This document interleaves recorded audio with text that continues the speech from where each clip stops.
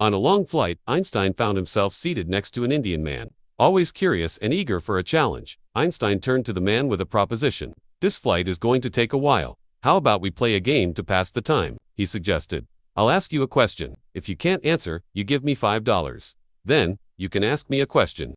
If I can't answer, I'll give you $500. The Indian man smiled and agreed. Einstein began, "How far is the moon from the Earth?" The Indian man thought for a moment, shrugged, and admitted, "I don't know." He reached into his pocket, handed Einstein $5, and gestured for his turn.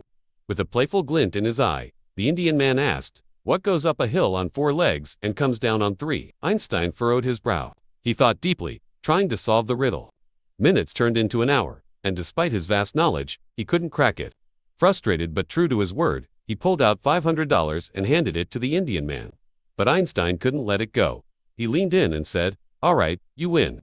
But before we continue, I have to know what's the answer to your question." The Indian man chuckled, reached into his pocket, handed Einstein $5, and said, "Here you go, sir."